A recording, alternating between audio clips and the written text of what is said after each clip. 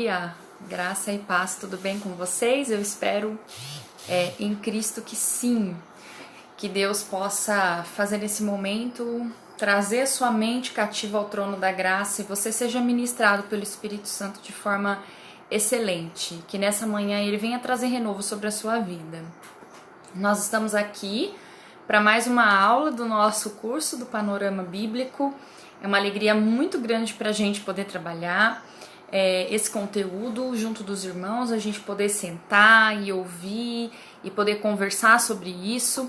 Ontem à noite, como chamadinha, a gente colocou lá um mapa para você saber mais ou menos o que está acontecendo. Quando você perder algum tipo de postagem aí do grupo que tem a ver com imagens, que a gente coloca isso porque você pode usar depois esse material, né, para os irmãos que tem usado o grupo para poder depois ministrar na sua igreja, na sua comunidade. Eu acho que é importante porque a gente tem ali um material paralelo, né, de complementação, e você pode estar imprimindo, reproduzindo através de slides, né, e da forma que você achar necessário. É para servir, né, e a gente sempre coloca ali da onde nós tiramos, né? Porque não fui eu que produzi, então a gente precisa ser digno, né? E passar para frente quem é que produziu aquilo, né? No caso aqui, essas imagens também eu coloquei lá o link de onde foi tirada a imagem, tá bom? Pra gente sempre respeitar as leis que nós temos no nosso país e também ser abençoadores das pessoas que estão se dedicando a produzir material, tá bom?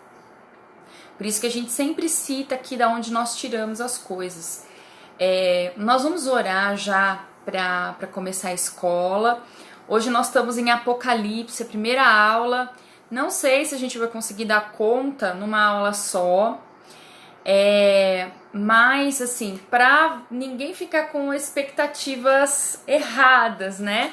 Gente, nós não vamos estudar o livro de Apocalipse. Nós vamos fazer uma análise panorâmica dele. Eu sei que Apocalipse gera muitas dúvidas, que as pessoas têm muitas dúvidas sobre Apocalipse e também as pessoas têm muita curiosidade, né? Querem compreender melhor. Não vai ser nesse momento, mas esse momento vai chegar, lembra? Nós, esse grupo de alunos aqui dessa sala de escola bíblica da Igreja Batista da Lagoinha de Promissão, nós já estávamos estudando livro a livro, nós vamos retomar isso. Como eu disse outro dia, nós usávamos como material didático uma publicação da Lerban, né, que trazia livro a livro. Então nós paramos lá no livro de Hebreus e Tiago, que foram que a gente estudou junto, Hebreus e Tiago. Então nós paramos no livro de Tiago, no Novo Testamento, estudando assim por trimestre, um livro num trimestre.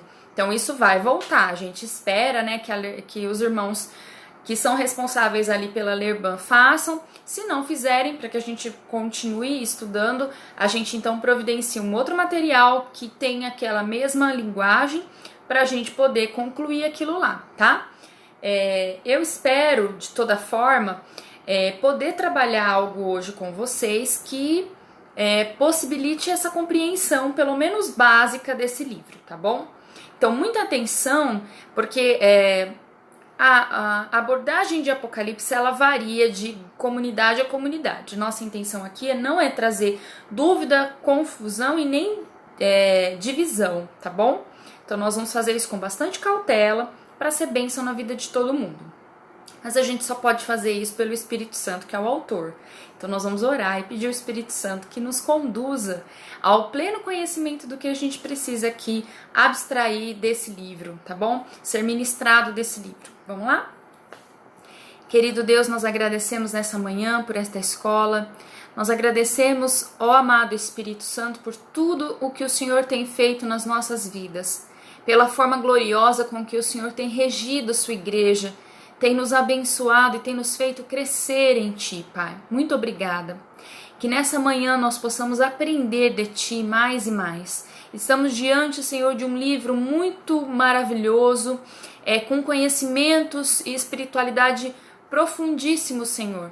E nós só queremos pedir a Ti que não haja confusão no nosso meio, que não haja, Senhor, por parte do nosso inimigo, do inimigo das nossas almas, nenhuma seta, Pai, nenhuma dúvida nos corações, mas que Teu Espírito Santo nos conduza ao pleno conhecimento dessa mensagem, dessa palavra.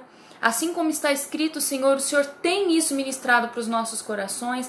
É o Senhor, Espírito Santo, que nos leva ao pleno conhecimento da verdade, de tudo aquilo que nós precisamos aprender da palavra de Deus. E nessa manhã nós queremos clamar a Ti, Senhor, para que faça essa obra em nós. Até porque nós somos dependentes mesmo, Senhor. Nós somos limitados. Nossa vida é limitada, a nossa condição cognitiva é limitada, para que a gente possa falar e produzir, Senhor, algum tipo de conhecimento que vem dos céus. Precisamos que dos céus venha sobre nós, ó Deus, essa interpretação, que dos céus seja ministrado sobre o nosso coração a palavra viva de Deus. Eu quero pedir, Senhor, sobre cada família que está agora acompanhando essa escola, que esses irmãos, ó Deus, tenham um tempo, essas horinhas aqui, para se conectar com o amado Espírito Santo e poder ser ministrado, e todo o resto, Senhor, seja desligado, para que nós possamos dedicar um tempo de qualidade a ouvir e aprender da palavra do Senhor. Mas nós pedimos também sobre filhos, filhas, cônjuges, pais, mães, sobre todos os familiares desses irmãos, que haja, Senhor, em nome de Jesus, uma ministração em cada lar, em cada família, Senhor, das pessoas que vão estar aqui agora acompanhando. Que o Senhor possa colocar a mão sobre os seus e repreender, Senhor, toda seta, repreender, Senhor, toda armadilha. E que de igual forma, Senhor, os lares que receberem da mensagem do Senhor possam ser envolvidas numa atmosfera, Senhor, de graça, de misericórdia. E ali, Senhor, haja operação de milagres, libertação, cura, restauração de vidas. Nós pedimos em nome de Jesus que da criança mais nova até o adulto mais velho seja ministrado na manhã deste domingo, Pai. Nós pedimos em nome de Jesus. Amém. Então vamos lá, pessoal. Nós estamos aqui para falar um pouquinho de Apocalipse, como eu disse para vocês. O estudo está lá no nosso grupo, se você conseguiu, né, já imprimir, ou se você vai acompanhar aí paralelamente. É que como nós estamos aqui numa mídia, às vezes você está usando o mesmo aparelho, vai ficar dificultoso para você.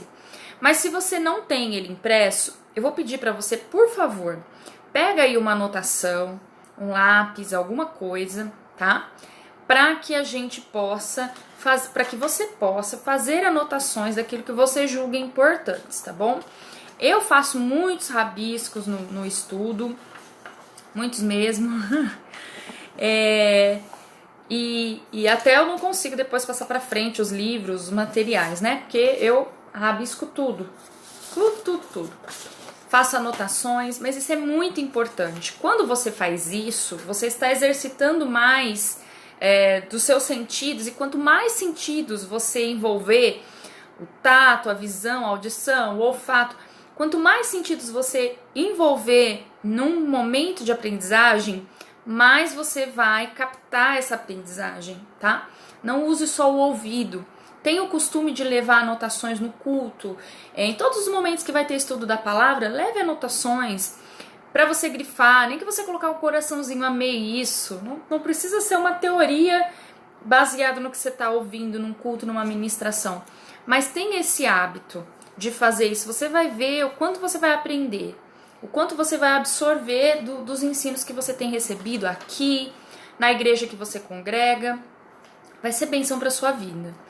Bom, sem mais delongas, que a gente tem muito assunto hoje, nós vamos para o último capítulo desse curso, que é Apocalipse. Apocalipse, diferente de todos os outros livros que a gente estudou aqui, é o único livro que já vem descrito o seu título. João, quando escreve, ele começa a revelação de Jesus Cristo que Deus lhe deu para mostrar aos seus servos. Então, o nome revelação é o nome de Apocalipse, tá? Em algumas bíblias traz revelações, tá? E aqui a gente chama de Apocalipse, mas nós vamos saber por que Apocalipse, tá? Vamos lá para o estudo, ler? O nome do livro bíblico de Apocalipse vem da palavra grega Apocalipsis. Significa revelação. Então a gente usa um nome grego para falar o nome do livro que já veio com o seu nome, revelação, tá bom? Ele é formado, essa palavra revelação, né, ou apocalipse, é formada por apo, que significa tirado de, então vamos lá, tirado de, e calúmnia. Calúmnia significa véu. Então, o nome Apocalipse significa tirar o véu, revelar. Então tem o véu, tá cobrindo, você vê só uma sombra. A hora que tira o véu, vamos pensar assim, naqueles casamentos, né, que a noiva vinha com o véu. Apesar que, né, aqui na nossa cultura, ninguém casa sem ver, né, sem conhecer. Em algumas culturas você só conhece o seu cônjuge no dia do casamento. Então vem o véu é tirado e aquilo que vinha como sombra então é revelado. Isso é muito importante, porque Deus é maravilhoso, né? Isso é muito importante porque vai mostrar detalhes, pessoal, de coisas importantes que a gente precisa aprender. Como, por exemplo, Apocalipse, por que ele é revelar? O que ele vem revelar? Aí todo mundo fala assim, olha, pelo menos alguém que já está na igreja há algum tempo, vem revelar o que vai acontecer no futuro.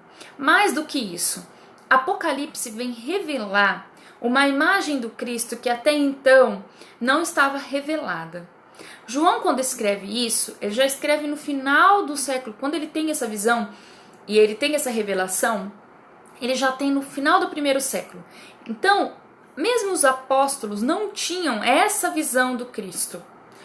Que visão? Do Cristo glorificado. É importante, se você tiver a sua anotação, você escrever algo a respeito disso. Apocalipse vem a trazer a atenção das pessoas para o Cristo glorificado.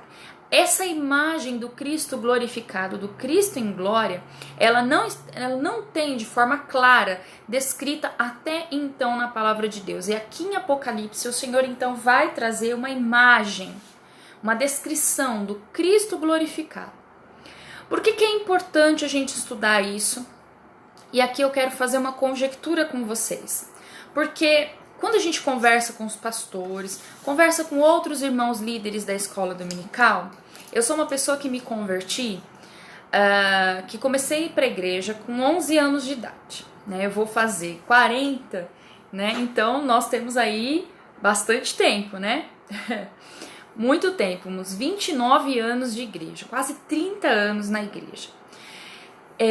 Quando eu me converti, era muito comum congressos e pregações sobre Apocalipse. Eu me converti num tempo que a gente estudava bastante Apocalipse. Do tempo que a gente trazia filmes, que se faziam teatros, que se falava muito no Apocalipse.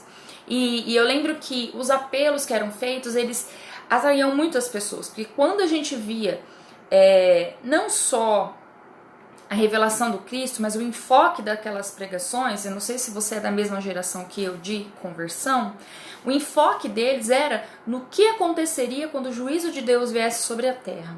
Então a gente ficava apavorado, né? Mesmo você sendo batizado, você ia num apelo de Apocalipse para garantir que você não passasse por aqui. Era muito interessante, e aí eu comecei a analisar, e algumas pessoas fazem essa análise, por que o livro de Apocalipse saiu das pregações? Por que o livro de Apocalipse deixou de fazer parte dos púlpitos modernos? A gente também teve, e eu faço uma análise assim, superficial. Se você quiser depois conversar sobre isso e escrever aqui sua opinião, eu vou ficar muito feliz da gente conversar, tá? Porque eu tô falando uma coisa que eu penso, uma conjectura que eu tenho feito. Eu acredito que o Apocalipse deixou de ser pregado porque o Jesus pregado mudou muito. Quando eu me converti, Jesus era apresentado de uma forma como Deus e Senhor, não só como o amigo. As canções, as pregações têm trazido um Cristo bem próximo, porém deu margem para uma dissociação da imagem do Cristo, porque o Cristo que Apocalipse revela é o Cristo glorificado. O Cristo que Apocalipse revela é o Cristo pós-morte, ressurreição e ascensão. O corpo glorificado de Cristo, Cristo revelado como Senhor. A sua parte divina completamente revelado. Os homens tiveram ali Cristo, tiveram a presença de Cristo e puderam ver Cristo aqui na terra com seus discípulos como homem. E agora eles têm Jesus na sua plenitude enquanto Deus. A forma divina de Cristo sobrepujada ali. Então esse Cristo ele foi saindo também dos púlpitos. A gente começou a ouvir um Cristo humano, mas muito mais do que humano. Eu vejo, fazendo uma análise ali desse período, Cristo foi sendo humanizado. Ele era homem, mas ele também era Deus, enquanto esteve aqui na Terra. Jesus é 100% homem e 100% Deus. E esse 100% Deus foi deixando de lado, como se a gente pudesse fazer uma projeção de... Jesus foi 200% homem, porque ele ia pensar como homem e agir como homem, mas ele era homem e Deus. E essa característica de Cristo, desde lá dos primeiros anos da igreja, ela tem sido tirada, ela tem sido negada. Hoje em dia, a divindade de Cristo tem sido muito negada. Ela é aceita por várias pessoas, mas ela é negada do ponto de vista do Cristo divino, do Cristo Senhor. E o que Apocalipse traz? Esse Cristo Senhor. Essa visão humanista de Jesus, um Jesus humanista, adaptado às situações, adaptado às culturas locais, porque uma coisa é você entender a sua espiritualidade dentro da nossa cultura. Nós já explicamos isso em outras aulas aqui. Outra coisa é você aculturar a doutrina do Evangelho. A doutrina do Evangelho ela é imutável, irmãos. Significa dizer que ela não muda, nem nos contextos históricos, nem nos contextos geográficos, nem nos contextos culturais. A doutrina do Evangelho não muda. O que significa dizer que a mensagem do Evangelho, que é o arrependei-vos, ela não mudou. Que o Deus que fala sobre graça também fala sobre juízo. E o que é o Apocalipse? É o estudo de como Deus, enquanto Deus vai derramar o seu juízo sobre a terra. Mas o próprio livro traz uma distinção do futuro e da colheita de ímpios e salvos. Isso aí é muito sério. E é aí que Apocalipse é rejeitado, porque ele não condiz com esse Cristo pregado, adaptado, humanista que é feito hoje. Então todas as pessoas, até os mais devassos pecadores, eles aceitam Cristo e eles falam, Jesus me aceita. É duro as pessoas, os cristãos hoje em dia se remoem vendo verdadeiros cristãos falar quando alguém se levanta para defender bandeiras de coisas sobre as quais Deus vai trazer juízo. Então Apocalipse não é que ele traz medo, ele também traz a revelação sobre o juízo. Haverá um tempo de juízo. Esse Deus amor que revelou a graça dele através de Jesus, ele vai trazer sobre a terra juízo.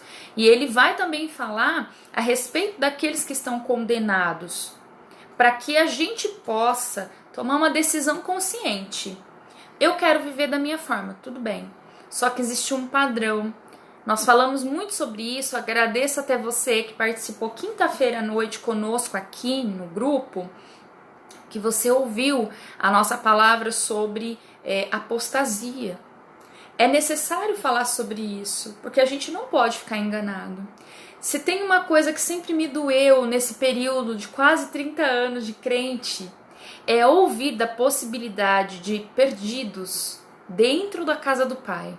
É doído para mim, eu imagino para o Espírito Santo, para Deus, que não quer que nenhum se perca. Você está perdido dentro da casa do Pai, você fazer parte de uma comunidade cristã, você ouvir a verdade de Deus, mas ela não tem um impacto na sua vida. Por conta de coisas que estão sendo feitas desde os primórdios da igreja, irmãos, desde esse primeiro século. João está tendo essa revelação nesse momento. E aí as pessoas rejeitam esse Cristo que fundamentalmente, se a gente for pegar aqui as palavras principais aqui de Apocalipse, os principais adjetivos relacionados a Cristo, não é ele é Deus amoroso, Deus, não. Todo-poderoso, alfa e ômega. Nele tudo começou, porque Jesus é o agente criador lá de Gênesis, e ele também é o fim de todas as coisas, porque ele vai sentar-se como juiz e vai julgar as nações e determinar a colheita e aquilo que cada um vai receber conforme a sua conduta, conforme aquilo que creu e viveu. Então nele tudo começa, nele tudo termina, alfa e ômega. E também vem trazer esse adjetivo de todo-poderoso, ou seja, aquele que tem todo o domínio nas suas mãos. Tudo está nas suas mãos. E essa apresentação de Todo-Poderoso, ela principalmente está relacionada e ela está direcionada àqueles que são crentes em Cristo, para que você tenha confiança. O Cristo a quem você serve, o Deus a quem você devota, ele é o Todo-Poderoso, ele está no controle de tudo, inclusive poderoso para cuidar de você, para te livrar no tempo mal, para agir na sua vida, para te defender. Então ele é alfa e o ômega para dizer para aqueles que não creem, tudo começa e tudo termina em Jesus. Nega quem quiser.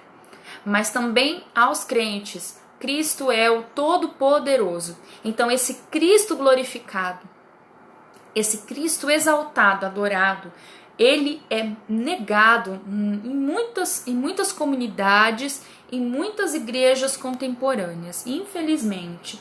Mas isso faz parte daquilo que os apóstolos, os cristãos dos primeiros tempos já haviam sido advertidos, que o próprio Cristo já tinha advertido, que isso seria uma marca. A apostasia, irmãos, seria uma marca dessa geração que viria aqui, nesse momento da história que nós estamos vivendo e nesse momento que antecederiam as coisas que a gente vai ver que foram reveladas em Apocalipse.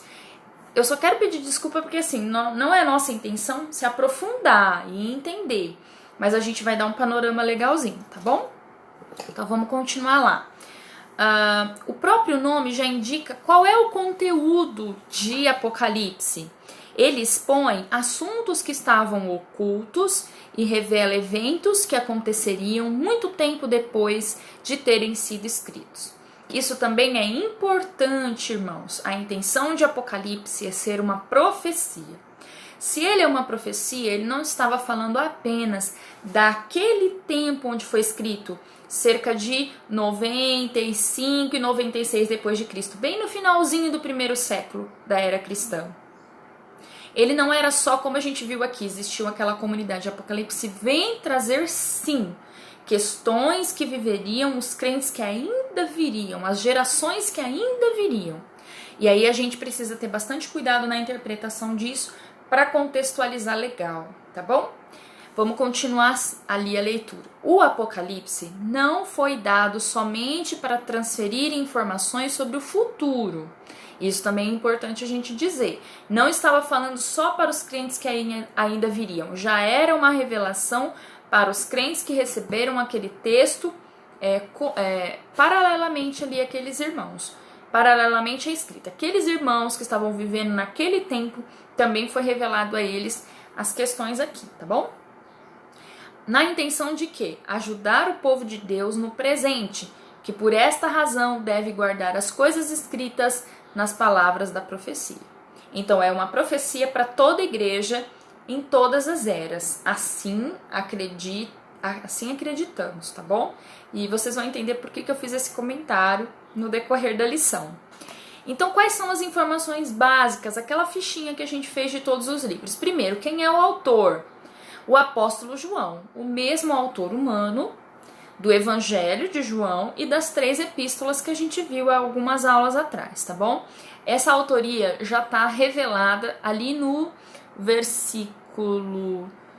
capítulo 1, versículo 1, que ele já cita no final. Ele enviou o seu anjo para torná-la conhecida ao seu servo João. Aí também no versículo 4, João às 7 igrejas da província da Ásia, tá? Então, e também depois, se você for ver o capítulo 9, o versículo 9 também aqui, do capítulo 1, eu, João, irmão e companheiro de vocês no sofrimento, no reino e na perseverança em Jesus, estava na ilha de Patmos. Então ele está falando aqui aonde que ele recebeu e escreveu esse livro. E aí, nós temos também no capítulo 22, versículo 8, quando ele já está fazendo a saudação final, tá bom? E a gente vai deixar aqui depois para ver, mas é para a gente referendar aqui com essas indicações quem foi que escreveu o Apocalipse. E aí, depois a data, provavelmente entre 95 e 96, durante o reinado de Domiciano, que a gente já falou sobre isso quando falou das cartas, tá? João foi o último apóstolo vivo, tá? Ele viveu bastante tempo, embora ele tenha sido martirizado no sentido de ter sido torturado pelo evangelho, ele não morreu em decorrência desses martírios como os demais apóstolos, né? Ele morreu de velhinho mesmo. Então, João, ele tem a sua vida ativa de escrita. A sua escrita aconteceu aí depois de 90 em diante depois de Cristo, quando ele já está no final do seu ministério, tá? Então ele tem ele é levado a escrever esses livros, né? Que a gente já estudou e agora está vendo Apocalipse. E aí, como eu falei para vocês no versículo 9, já dá o local de escrita, a ilha de Patmos. Por que ele está lá? Por causa da palavra de Deus e do testemunho de Jesus. Ele foi colocado nessa ilha por condenação, foi uma condenação que ele recebeu, tá? Para ir para essa ilha. Qual é o destinatário? Aqui ele está escrevendo para 7 igrejas da Ásia. Eram igrejas das quais ele tomava conta. Aí tem lá o desenho no nosso grupo da escola bíblica, que a gente colocou ali. Então tem o desenho dessas igrejas. Estou aumentando aqui pra gente ver, né, que fica pequenininho. Olha lá.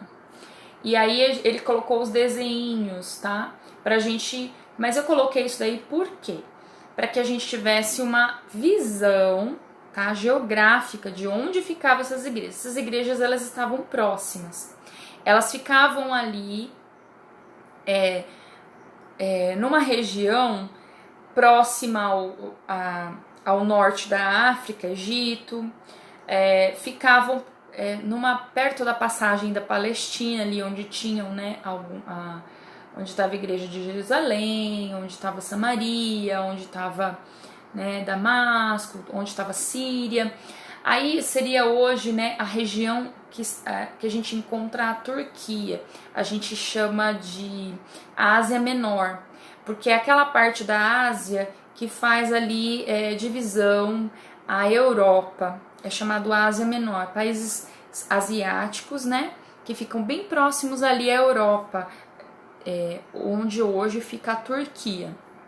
Então, essas igrejas ficavam nessa região que fica nessa fronteira hoje, tá? Lá ainda a gente não tinha essa divisão geográfica. Turquia, Europa, isso vem depois, tá? Mas é naquela região ali.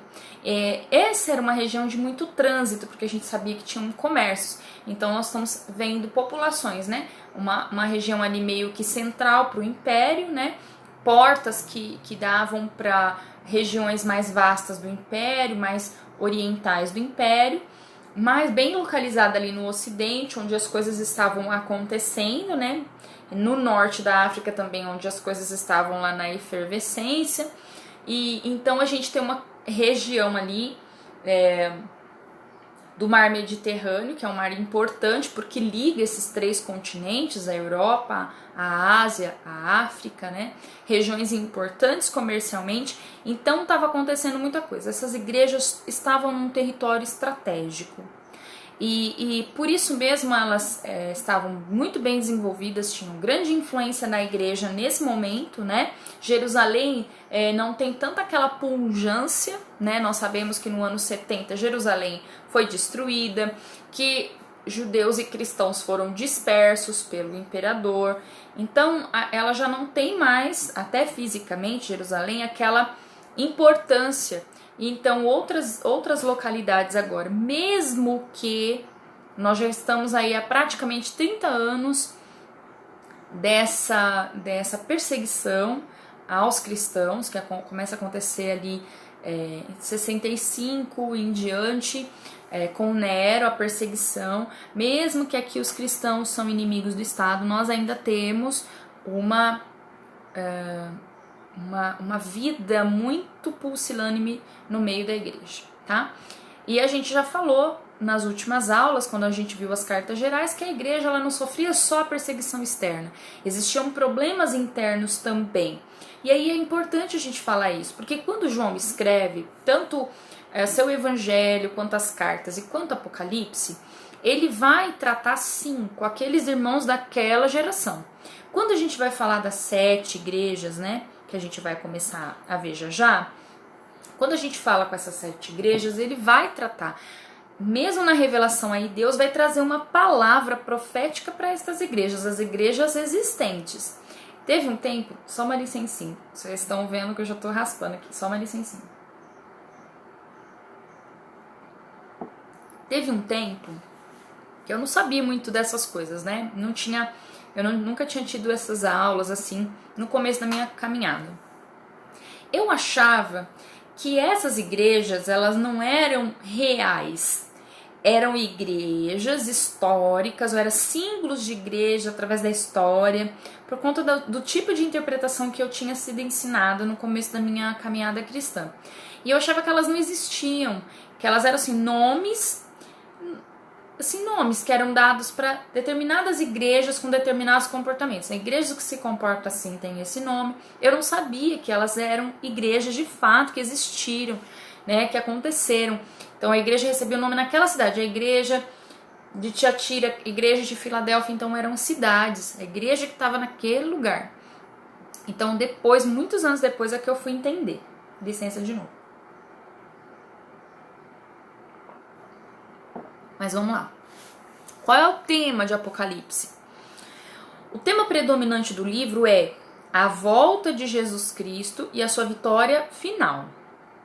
Por isso que eu falo, esse Cristo que volta, a gente fala, ai que maravilha, mas a volta de Cristo, ela vai impor sobre diferentes grupos de pessoas diferentes impactos. É um impacto para os santos, para os cristãos, é um impacto para os ímpios e é um impacto para Satanás. Então são diferentes coisas. Para uns vai ser glória, para outros vai ser dor, pranto e ranger de dentes. Então a gente precisa entender isso também. Nesse livro, Cristo é exaltado de maneira especial. Lembra que eu falei no comecinho? É o Cristo glorificado. E a sua grandeza de glória e a igreja permanecem firmes na provação, e a igreja que permanece firme na provação será vitoriosa. Seu objetivo era proporcionar conforto aos cristãos que estavam sendo perseguidos naquele tempo. Então é aí que entra a questão. Tem acontecimentos futuros? Tem. Para gerações futuras de igreja? Tem. Mas também aqui ele está num dos piores momentos de perseguição da igreja com esse imperador. Vão ter outros bem cruéis também, mas aqui estava bem cruel mesmo. Então, essa revelação do Senhor, essa palavra é para dar ânimo e para lembrar a igreja que permanecer firme nos fundamentos aprendidos é essencial para a vitória, para se alcançar a glória que há de ser revelada. Essa mesma glória, esse mesmo Cristo glorificado, ele tem para essa igreja a glória. A gente vê já nesses escritos, né, que as provações do tempo presente é uma promessa que nós vemos no Novo Testamento. As provações do tempo presente não são para se comparar com a glória que em vós há de ser revelada. Tudo isso que passamos, irmãos, de perseguição, que era o foco aqui desses escritos do Novo Testamento, que era o momento que os cristãos estavam vivendo, não era fácil. Nós já conversamos sobre a intensidade disso, de ser inimigo do Estado, de perder tudo, de ser preso, de ser morto. Então não era uma coisa fácil, não.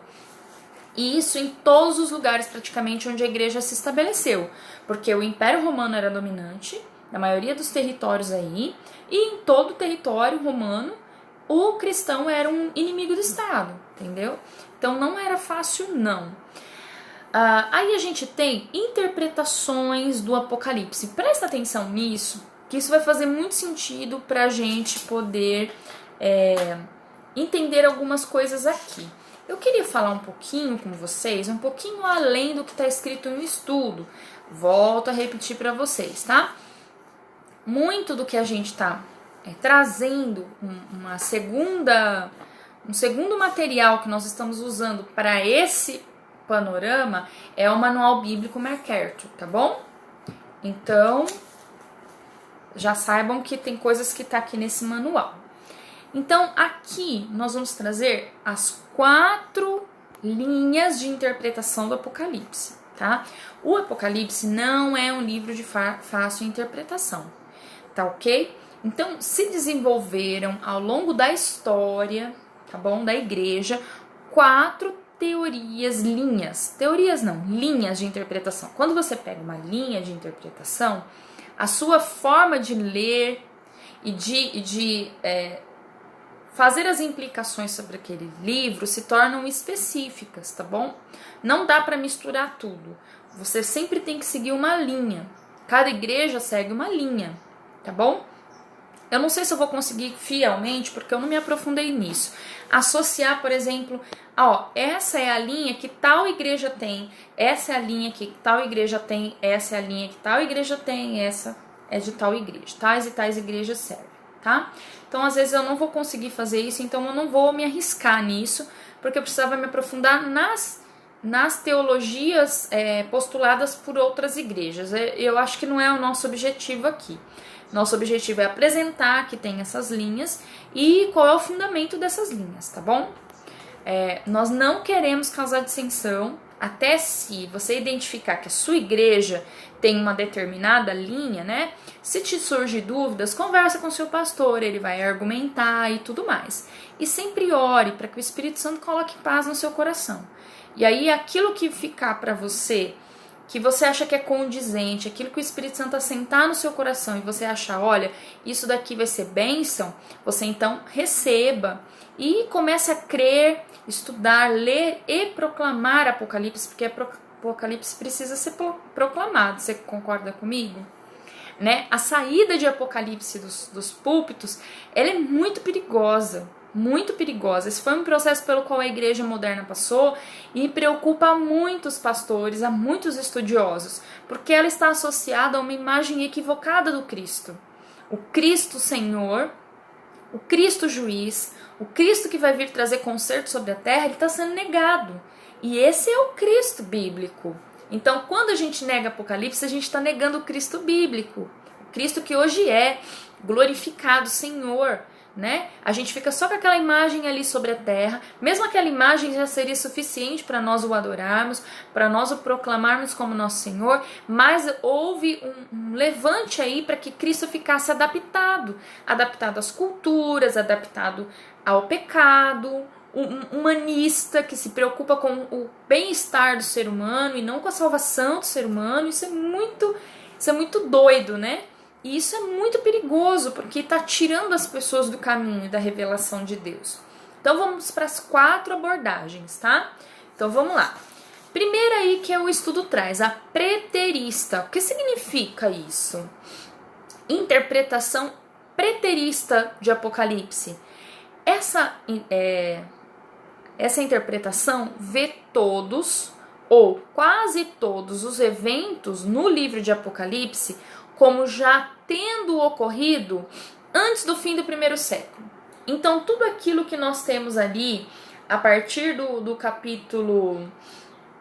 dos capítulos 4 em diante, já aconteceu no primeiro século. Então, o preterista está dizendo assim, tudo que está no Apocalipse já aconteceu. Nós estamos vivendo um outro tempo, tá? Mas aqui no Manual Bíblico MacArthur, ele vai chamar a atenção para algumas coisas que eu queria falar com você, tá? Essa descrição dos acontecimentos do primeiro século durante o Império Romano.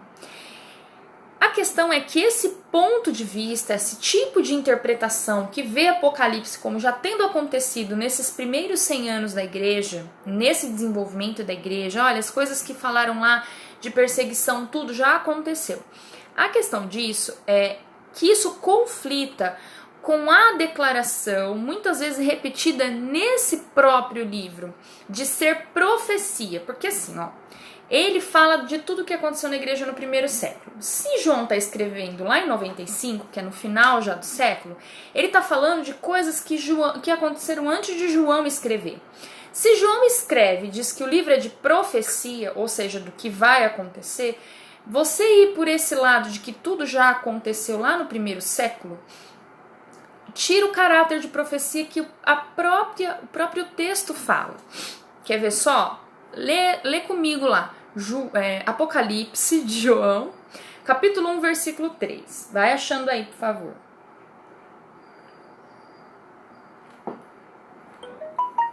Vamos lá. Apocalipse 1, 3. Ó aqui o que fala. Feliz aquele que lê as palavras desta profecia. E felizes aqueles que ouvem e guardam o que nela está escrito, porque o tempo está próximo. Então tá falando ainda, gente, de eventos que aconteceriam.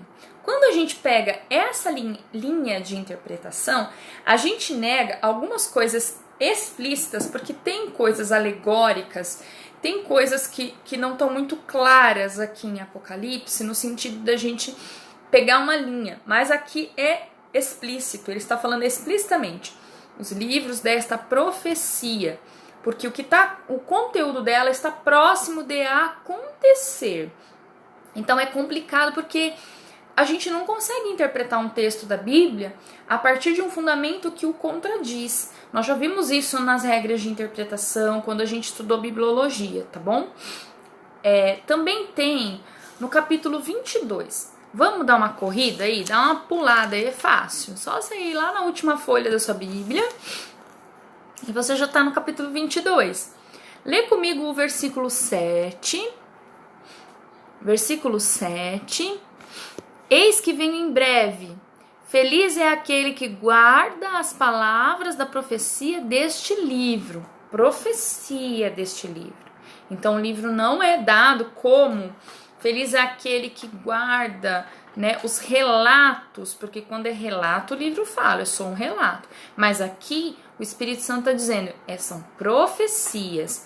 Aí também tem no versículo 10, desse mesmo capítulo. Então me disse, não cele as palavras da profecia deste livro, pois o tempo está próximo. Então, quando fala de selar... é que o que está escrito nesse livro, que Deus pede, porque Deus pede, né? Jesus pede na visão para João escreve essas coisas aqui. Mas ele está falando assim para não selar. Esse selar é um procedimento com manuscritos antigos em que você dava para as pessoas a autoridade de somente aquela pessoa a quem foi entregue abrir aquele selo. Então, ela tinha um tempo e um destinatário específico. Então, quando ele fala não sela, ele está dizendo assim, deixem aberto para que todos, em todo o tempo, tenham acesso ao que está escrito aqui e se preparem para o que vai acontecer, porque esse tempo aqui está próximo. Então, é uma dos apontamentos que a gente tem, estudando o próprio livro, que traz a abordagem preterista como um certo equívoco aqui de interpretação, entendeu? Existem problemas para você assumir que aconteceu isso nos primeiros anos da vida da igreja, porque a proposta de Apocalipse era falar do que viria. É impossível ver todos os acontecimentos do Apocalipse como já cumpridos.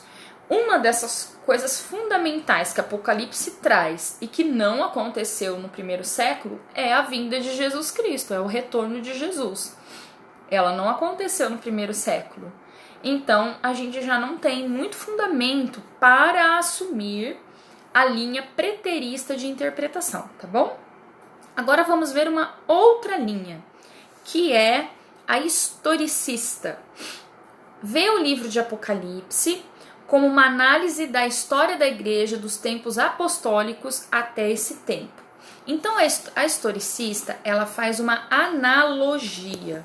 Então, marca essa palavrinha aí, analogia. Ela pega o modelo descrito em Apocalipse e aí ela faz uma analogia com as eras da igreja. Então, por exemplo, nós temos as 7 igrejas. Aí ele vai falar que a igreja de Éfeso é a igreja que aconteceu em tal tempo, que a igreja de Esmirna foi a que aconteceu em tal tempo da era da igreja. Ele vem pegando a igreja desde os apóstolos, ela vem trazendo, tá? Eu já participei de vários estudos que pegam essa abordagem historicista, histórica.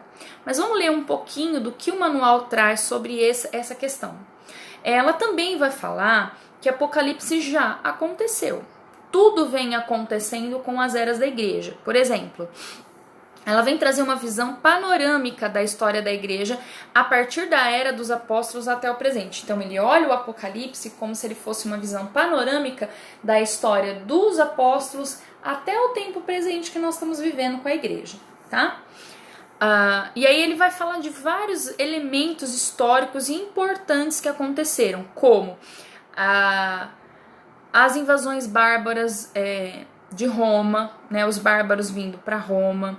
Ele vai falar do surgimento da Igreja Católica Apostólica Romana, que a visão historicista ela vem dizer que isso estava previsto, né, que essa igreja surgiria, que os papas surgiriam, que a emergência, que o islamismo ia emergir, ele ia ter uma abrangência mundial. Ele ia falar até mesmo da Revolução Francesa como fato histórico importante. Então ele pega o que está escrito em Apocalipse e tenta interpretar os momentos históricos que foram marcantes para o desenvolvimento da igreja.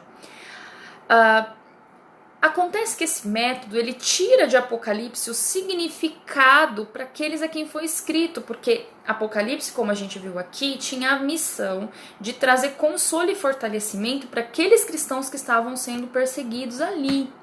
Se ela só fala de igrejas que ainda viriam, ela perde esse caráter de ser consolo e de ser base para os cristãos que estão recebendo, para aquelas 7 igrejas que existiam realmente. Por isso, irmãos, que eu falo para você que eu achava que as 7 igrejas eram símbolos de tempos de igreja. Por isso que eu falei para vocês que eu acreditava lá no começo da minha conversão sobre isso. Eu não achava que as igrejas, que essas 7 igrejas existiam de fato. Por quê? Como uma das abordagens de estudos que eu participei eram essa abordagem historicista, eu achava que tudo aquilo era símbolo de igrejas temporais, entendeu? Que é uma forma de interpretar. A questão aqui é o seguinte, tá? Esse tipo de linha de pensamento ignora as limitações de tempo do livro e que o próprio livro coloca. Vamos ler lá Apocalipse 11:2. Pra a gente entender um pouquinho melhor esse ponto, tá? Que lembra, a gente tá usando uma linhagem aqui, irmãos, de olhar a palavra de Deus, né? A gente é do sola escritura mesmo, é a escritura. A interpretação, desde que ela não produza uma heresia, a gente até vai ouvindo e tudo essas linhas de interpretação. Só que nós temos um fundamento de interpretação bíblica que vai analisar a palavra pela palavra. A gente não vai trazer coisas que a gente acha que de entendimentos que a gente tira da nossa cabeça, entendeu? A gente segue aqui uma linha e a gente traz para vocês materiais que vão ser fiéis. Então não dá para usar uma linha de pensamento com o restante da Bíblia, chegar em Apocalipse e a gente usar um outro método de interpretação. Isso é bastante arriscado, tá? Até o autor do manual bíblico fala. A questão do historicismo é que ele produz muitas interpretações diferentes, porque como você está fazendo um simbolismo de eras históricas, então você é livre para associar, para pegar um contexto histórico ou uma ordem histórica e ver. O historicismo, ele vai ser só conveniente e vai poder ser interpretado aqui para nós que já passamos, que somos a última geração, segundo essa interpretação, a última geração da igreja. A gente é ali a 7ª igreja, né, do Apocalipse, descrita lá a 7ª.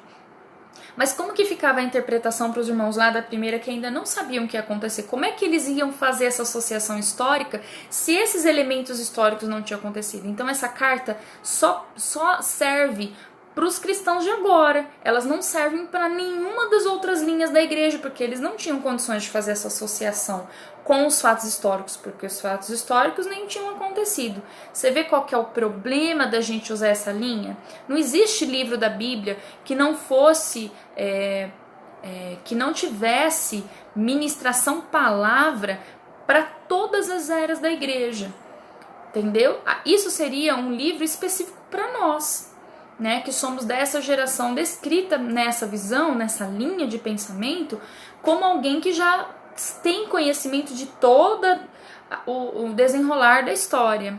Para aqueles irmãos não tinha efeito, eles não tinham como fazer essa associação, porque as coisas não tinham acontecido. E o livro não diz claramente que ia, por exemplo, acontecer a Revolução Francesa. Entendeu? O livro não diz claramente que haveria a Igreja Católica Apostólica Romana. A associação com os elementos do Apocalipse que as pessoas fazem com a igreja, com esta igreja, tá? Que surgiu. E todas as outras questões.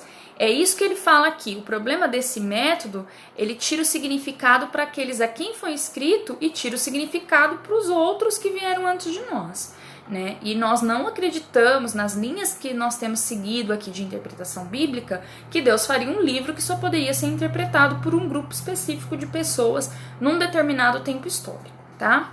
Então aqui, vamos ler comigo Apocalipse capítulo 11, versículo 2, ele fala assim, ó: exclua, porém, o pátio exterior e não o meça, pois ele foi dado aos gentios. Eles pisarão a cidade santa durante 42 meses. Então aqui, quando ele fala assim, ó, ignora as limitações do tempo do livro que ele próprio coloca no desdobramento dos acontecimentos. Ele fala aqui que haveria assim, ó, tem 42 meses, quer ver, ó, vê lá o 12:6. Para você ver uma outra questão que ele põe aqui. A mulher fugiu para o deserto, para um lugar que lhe havia sido preparado por Deus, para que ali a sustentassem durante 1260 dias. Então, como o livro de Apocalipse traz números específicos, então quando a gente vê essa interpretação através, primeiro precisa existir o fato histórico, a gente tira uma cadência de tempo que o livro traz. Pode ter acontecido em qualquer tempo, pode ser interpretado de qualquer forma. E isso traz muitas vezes conflito quando você usa esse método com o que está escrito no texto. Como é que você vai calcular meses, dias, como é que faz isso numa interpretação que relaciona o que está em Apocalipse com o acontecimento histórico? Não daria para a igreja anterior a nós prever, entendeu? Só teria sentido para nós, que já podemos olhar para os acontecimentos históricos, tá? Então, muitas vezes a gente não assume nem a preterista, porque tem aquelas questões que a gente já falou, e nem a historicista, por conta também dessas questões que a gente acabou de falar, né? Dá muita margem para equívoco de interpretação. Aí nós temos também a interpretação idealista.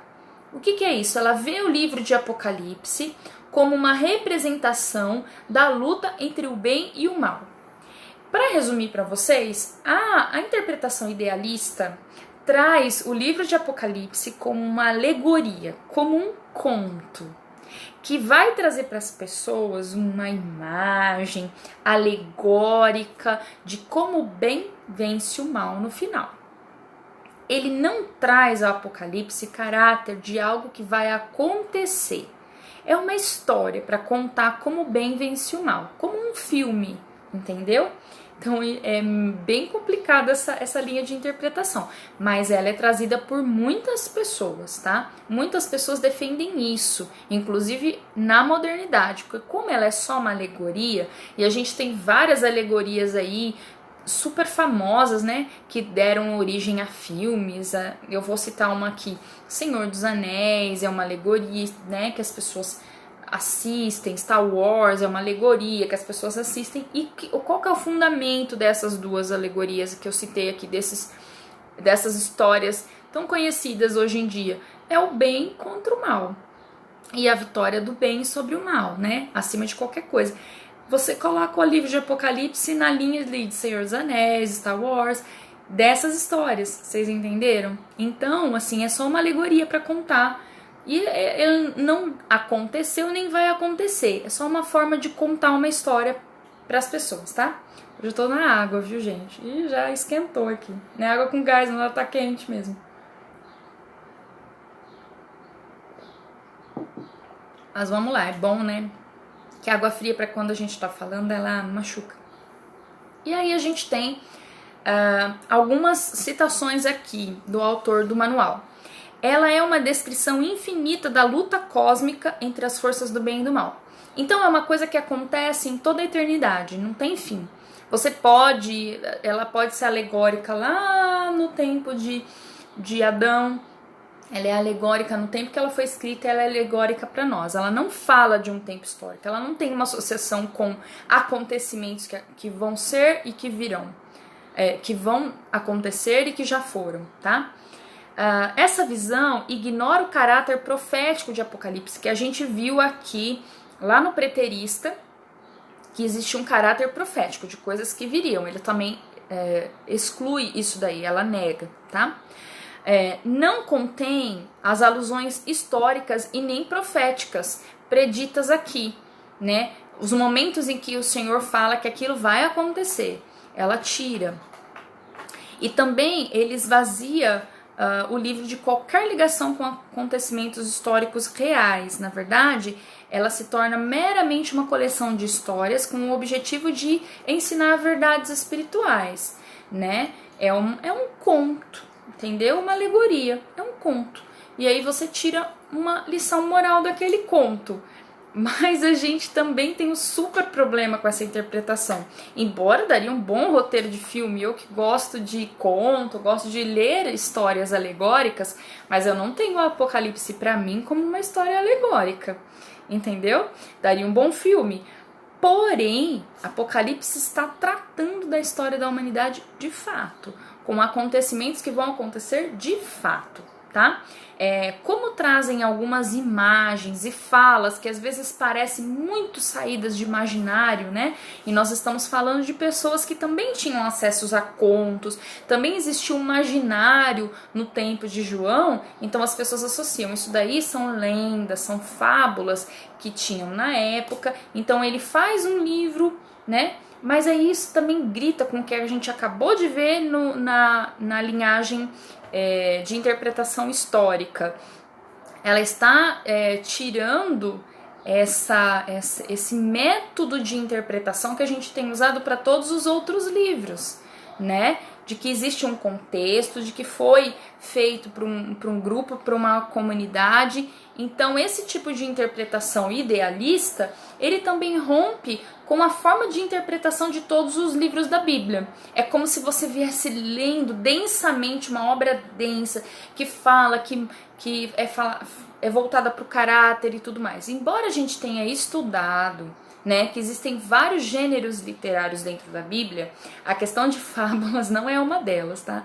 Só quem usava essas metáforas, só quem usava contos para ensinar alguma coisa é Jesus. Jesus ensina fábulas, contos para poder ensinar, passar ensinos, mas não é o caso de Apocalipse. Apocalipse não é um conto para te ensinar algumas coisas, algumas verdades bíblicas, tá bom? De fato, a gente aborda uma linhagem mais no sentido do que nós vamos ver aqui, tá bom? A gente tem a tendência, por associação com o restante das escrituras, no uso da forma de interpretar que a gente tem usado até agora, a gente é tendente a essa linha que nós estamos vendo agora, que é a linha futurista. Ela vê o livro de Apocalipse como profético dos eventos que hão de vir. Então nós assumimos, porque usando os métodos de interpretação que nós temos usado para todos os outros livros, a gente tem a inclinação a aceitar a abordagem futurista como a abordagem correta para a interpretação do Apocalipse. Eu vou voltar aqui a reforçar com vocês, porque nosso grupo não é formado só por pessoas da nossa igreja local. tá? Esse grupo é formado por gente de outras cidades, de outras igrejas, de outros estados do país. Se você olhar lá no hall aqui de membros desse grupo, você vai perceber isso. A minha intenção aqui, a intenção desse ministério, não é que você crie um embate na sua igreja local. Nada impede de você ouvir isso daqui e você pensar, poxa vida, o meu pastor prega outra coisa. E aí você ir lá e conversar com o seu pastor, tá bom? Faça isso. Se ele tem uma linhagem preterista, ele vai te argumentar e te mostrar o porquê. E você vai, como os bereanos, analisar tudo na palavra e reter. Da mesma forma com a histórica, da mesma forma com a idealista.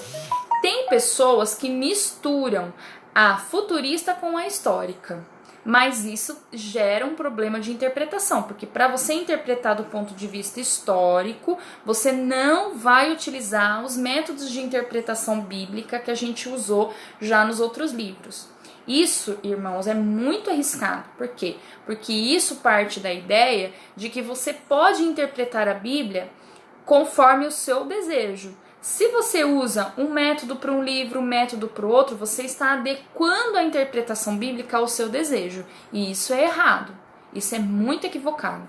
Então, não dá para misturar a histórica com a futurista, fazer uma alegoria lá nos 3 primeiros capítulos e depois fazer um outro uso nos demais capítulos, porque isso é adaptar o livro à sua vontade, é ouvir o livro e estudar o livro do jeito que você acha que é melhor para você. E a Bíblia, ela orienta a gente a não fazer isso, tá? Que é você colocar comichões nos ouvidos e ouvir aquilo que é agradável a você. Então, muito cuidado, porque a questão da linhagem histórica deixa a gente numa forma muito confortável, entendeu? A gente não interpreta o Apocalipse como algo que vai acontecer, mas algo que já aconteceu. A gente tá bem pertinho de se livrar e tal. Então, muito cuidado, tá? Vamos ser fiéis às posturas que nós escolhemos, tá? E converse com seu líder, converse com seu pastor. Se na sua igreja não tem sido falado de Apocalipse, eu penso que esse momento é um alerta, é um piscazinho que o Espírito Santo está colocando no seu coração. Motive as pessoas, o seu pastor, os seus líderes, vamos estudar sobre isso, vamos falar sobre isso, porque isso tem a ver com a nossa vida, isso é importante. Aí a gente tem lá, essa abordagem futurista, ela traz os acontecimentos que estão do capítulo 6 ao capítulo 22 futuros. Eles ainda não aconteceram.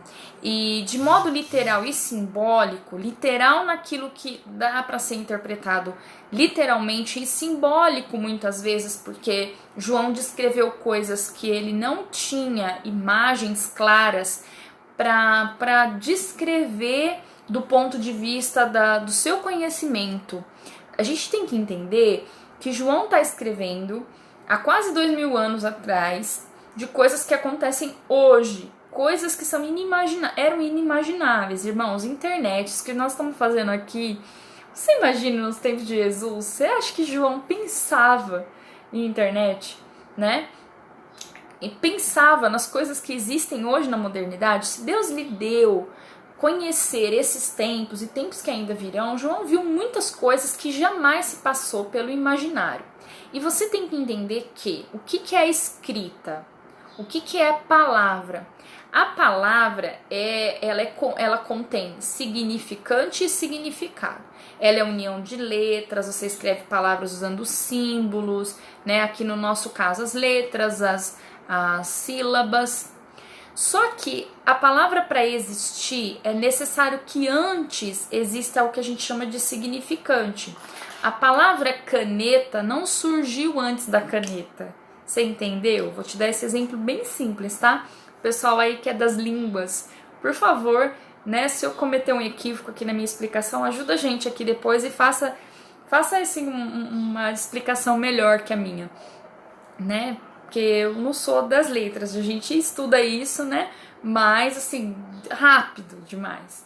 E aí, então, a palavra caneta não antecede a caneta. Então, a gente precisa primeiro desenvolver a caneta, saber para que ela serve. Então, é dado um nome àquilo que existe. Imagina para João descrever uma coisa que não existia no tempo dele. Como é que ele ia dar o nome? Então ele traz de forma simbólica questões que só teria no futuro e ele tenta descrever com a linguagem, com o conteúdo, com aquilo que ele tinha pro tempo dele, tá bom? É isso aí, Claudinho. Apocalipse, né, a gente estudou uma vez e ele sempre é muito interessante, assim. A gente aprende coisas muito profundas. É por isso que é uma judiação as igrejas falarem tão pouco sobre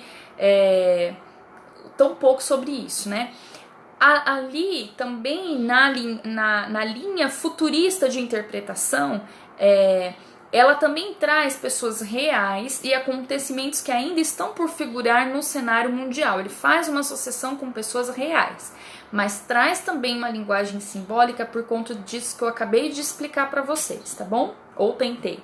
Então ele vai descrever acontecimentos que a gente, embora use simbolismos para descrever coisas que ele não tinha conteúdo imaginário para descrever melhor, a gente vai vendo porque não aconteceu na história. Por exemplo, ele vai falar da segunda vinda de Jesus, do capítulo 6 até o 19. E outra coisa que é muito importante, tá? Porque a gente já trabalhou essa linha futurista, a gente já estudou há uns 4 anos atrás, a gente fez um estudo sobre Apocalipse nessa linha, que é a que a gente tem como base para interpretar. A gente estudando isso, é uma coisa que é necessário se falar. Esses capítulos, do 6 até o 22, eles não estão organizados de ordem cronológica. Quem lembra disso, que estudou com a gente? Lembra que a gente estudou isso? O que significa dizer que o que está escrito no capítulo 7 não é uma coisa que vai acontecer necessariamente depois do que está no 6. O que está no 8 não necessariamente está acontecendo depois do que foi falado no 7. Às vezes eles estão paralelos. Às vezes ele está voltando lá no capítulo posterior, ele está voltando a uma coisa que aconteceria, então ele não está organizado de ordem, um desenrolar cronológico da história. Ele está descrevendo o que ele está vendo. A gente deduziu naquela época que João está olhando um monte de coisa acontecer. E ele tá, imagina essa cena, tá aqui, ó. Né? Ele não... papel assim, imagina, tá? Nós estamos conjecturando aqui, deduzindo. Então ele tá aqui, ele tá tendo uma visão, e tá tudo acontecendo, porque da onde Deus está, não há tempo, Deus é. Então não tem passado, presente e futuro. Então ele tá olhando todos os acontecimentos na visão do Senhor, na visão celestial. Então ele vai olhando e descrevendo. Não necessariamente eles estão acontecendo como numa película de filme passando, primeiro, segundo, terceiro ato. Não, ele tá vendo tudo. Então, quando ele descreve, a gente acredita e deduz que ele não está fazendo uma ordenação cronológica dos fatos, um seguido do outro, que uma coisa... Às vezes ele está contando em capítulos diferentes coisas que estão acontecendo de forma paralela ao mesmo tempo. Num capítulo posterior, coisas que ele tinha que serão ou seriam anteriormente, tá? Então tem lá o milênio também e juízo final, que vem lá no capítulo 20. Aí o estado eterno, que tá no 21, no 22, né? E outras questões mais. Essa visão, ela faz justiça à reivindicação que o Apocalipse tem, daquelas citações que eu li com vocês lá, tá?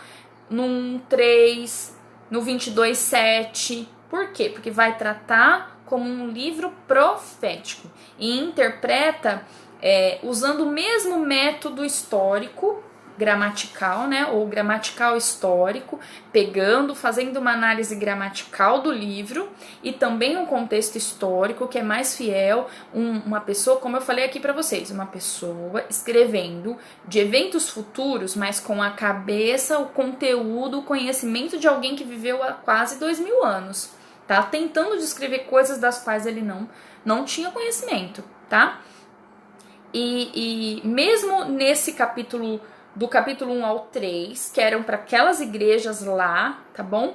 E o mesmo método gramatical histórico que foi colocado para a interpretação de todos os outros livros. É por isso que eu falo, não dá para usar um método até Judas e aí chegar em Apocalipse e tentar usar uma outra linha. Então a gente tem que ser fiel ao tipo de interpretação, às metodologias que a gente fez, porque senão a gente corre o risco de incorrer num grande erro que a palavra de Deus diz, que é de adaptar a si ou modificar a palavra ao seu bel prazer e para interesse pessoal. Muito cuidado com isso, tá bom? Mas volto a repetir aqui, converse com os seus líderes, converse com o seu pastor, tá bom? Vamos dar um respiro, né? Até aí tranquilo? Anotou, viu certinho, tá? Nós não estamos aqui querendo colocar e impor nada pra você, tá? Vou tomar esse cuidado porque nosso objetivo não é criar dissensão, é auxiliar a igreja, tá bom? Porque tem uma coisa também, porque isso é uma forma de interpretação, tá? Mas depois a gente vai ver também que nós temos algumas linhas, né, que as pessoas utilizam tal e às vezes fica mais puxado aí para os irmãos. Então a gente quer só ser bênção. De toda forma, irmãos, nós precisamos estar preparados, porque a mensagem explícita desse livro é essa preparação, tá bom? Então nós vamos continuar lá. O que nós temos no capítulo 1 de Apocalipse? Tá? Se você quiser deixar lá aberto, para você dar uma passadinha nos olhos, o que a gente tem no capítulo 1? A apresentação do prólogo, tá? Que é depois um retrato de Jesus em todo o seu poder e glória. Então, é aquela saudação, o prólogo, né? A abertura, a introdução do livro, porque foi escrito na pegada de livro mesmo, dado um nome Revelação, foi escrito como um livro, não era uma carta, não era um evangelho, era um livro que foi escrito. E aí ele tem o prólogo, que é uma apresentação, uma saudação, uma contextualização, e depois, em seguida, aí no capítulo 1, já vem uma descrição de Cristo. E aí a gente vê lá, a partir do versículo 9, a descrição de alguém semelhante a um filho de homem. Mas aí ele vem glorificado. Então ele vem trazer este testemunho, tá? E aí ele vem falar assim, ó, escreve num livro, lá no versículo 11, o que você vê e envia estas 7 igrejas, Éfeso, Esmirna, Pérgamo, Tiatira, Sardes, Filadélfia e Laodiceia. Então você vai escrever para essas igrejas que você toma conta, igrejas que precisam ser fortalecidas e precisam receber, tá? Voltei para ver quem falava comigo, versículo 12. E voltando-me, vi 7 candelabros de ouro, e entre os 7 candelabros de ouro, alguém semelhante a um filho de homem. Só que com uma veste que chegava aos seus pés, um cinturão de ouro ao redor do peito. Sua cabeça e seus cabelos eram brancos como a lã, tão brancos quanto a neve. Seus olhos eram como chamas de fogo. Seus pés eram como um bronze, numa fornalha ardente, a sua voz como o som de muitas águas. Ele está tendo uma visão do Cristo glorificado no meio daqueles 7 candelabros, e então ele vai começar a descrever. Aí o que nós temos aqui? Capítulo 2 a 3. Contém as cartas às 7 igrejas na Ásia. Essas cartas seguem um padrão regular. Que padrão é esse? São 4 eixos aqui, tá? Para todas as cartas existe uma saudação, que é a apresentação de Jesus, que está enviando essas cartas. Depois tem uma avaliação da condição da igreja. Então Jesus, ele sauda como Senhor daquela igreja, ele se apresenta de uma forma específica para cada uma dessas igrejas. Depois ele vai fazer uma avaliação da condição dessas igrejas. Depois ele vai fazer um apelo ao arrependimento ou firmar aquela igreja da forma como ela está vivendo na fé. Continue nessa fé que você está vivendo, não desiste não. Ou então, olha, muda de direção, porque vocês estão errados. E depois ele vai fazer para cada uma delas a lembrança da recompensa divina àquele que vencer, ou seja, aquele que obedecer aquilo que ele está fazendo. Então todas têm um elogio, uma crítica, uma orientação e uma promessa. Elogio, crítica, orientação e promessa. Todas elas têm. Então esses são os 4 eixos aí de cada uma dessas cartas às igrejas. Então vai ser uma carta a cada uma. Então vamos dar uma olhadinha nisso? Capítulo 2. A primeira carta é a igreja de Éfeso. Do versículo 1 até o versículo 7, ele está falando com a igreja de Éfeso. E lembrando, João mandou para essas igrejas existiam, então elas receberam, era para aquela comunidade. É óbvio que quando a gente usa, da mesma forma que a gente usa a carta aos Romanos, é a mesma coisa que Paulo fez, irmão, só que aqui tem um momento específico de revelação, tá bom? E a gente pode sim utilizar aquilo para a nossa vida. Vou lá na água.